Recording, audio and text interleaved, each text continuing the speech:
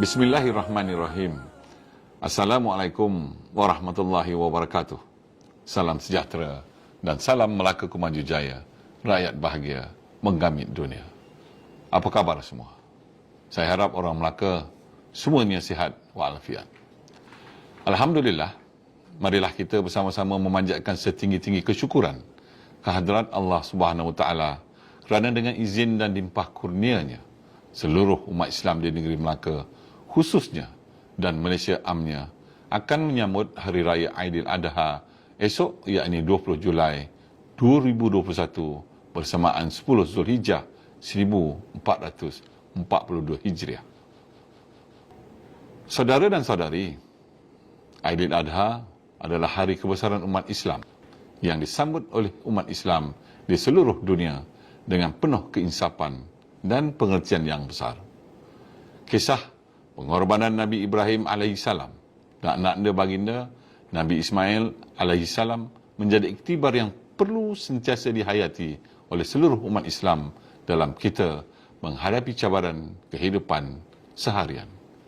Sejak 18 Mac 2020 yang lalu, kini telah hampir 1 tahun 4 bulan kita hidup dalam keadaan norma baru ekoran pandemik COVID-19. Saya tahu sebilangan rakyat Melaka sekarang ini sedang dihimpit kesusahan akibat hilang sumber pendapatan kerana sektor ekonomi tidak dapat beroperasi seperti sedia kala. Sebab itu kerajaan negeri Melaka telah berusaha menyediakan bantuan pakej rancangan ekonomi Melaka Kumaju Jaya 2021 sejahtera bersama dalam usaha membantu rakyat Melaka berdepan pandemik COVID-19 selain memulihkan ekonomi negeri. Saya amat memahami akan kesukaran dan cabaran yang dihadapi oleh saudara dan saudari sepanjang berdepan dengan pandemik ini. Pada Hari Raya Aidiladha kali ini juga, kita masih tidak dapat berkumpul dan berjumpa sanak saudara dan rakan talan untuk menyambut perayaan ini seperti kelazimannya.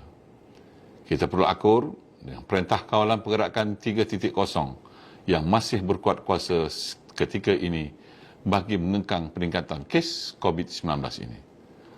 Saudara dan saudari, bersempena dengan Hari Raya Aidiladha ini, saya menyeru kepada saudara dan saudari untuk melaksanakan ibadah korban ini dengan penuh penghayatan di samping mematuhi SOP yang ditetapkan.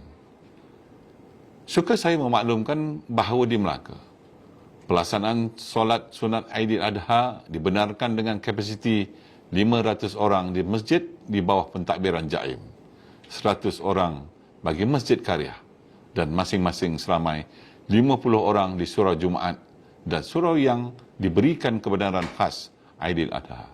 Pelaksanaan ibadah korban dalam tempoh Perintah Kawalan Pergerakan adalah dibenarkan kecuali kawasan yang isytiharkan Perintah Kawalan Pergerakan diperketatkan dan hanya boleh dilaksanakan di rumah sembelihan Jabatan Perkhidmatan Veterina, rumah penyembelihan ruminan swasta yang dilesengkan oleh Jabatan Perkhidmatan Veterina, atau tempat sembelihan sementara yang diluluskan oleh Jabatan Perkhidmatan Veterina serta pihak berkuasa agama negeri Melaka. Tempoh penyembelihan juga terhad sehingga jam 6 petang sahaja, selain hanya 25 orang petugas yang dilantik untuk melaksanakan proses penyembelihan dibenarkan hadir pada satu-satu masa. Mereka mesti mematuhi prosedur operasi standard ketat dan penjarakan fizikal sekurang-kurangnya 1 meter antara petugas. Saya sebutkan SOP ini secara agak terperinci sebagai peringatan supaya sepanjang sambutan Aidiladha esok dan pada hari-hari tasyrik keadaan terkawal dan teratur. Saudara dan saudari yang dikasihi sekalian, di kesempatan ini, saya dan isteri yang amat berbahagia Datin Seri Utama Hajah Munirah serta seisi keluarga ingin mengucapkan selamat Hari Raya Aidiladha kepada seluruh umat Islam di mana jua berada. Raikanlah Aidiladha secara bersederhana sebagaimana tuntutan syariat dan hayatilah erti pergomadan di sebalik Aidil Adha pada kali ini. Tanpa mengenal erti putus asa, marilah kita sama-sama memanjatkan doa kehadrat Allah Subhanahu Wa Taala semoga wabak COVID-19 segera berakhir.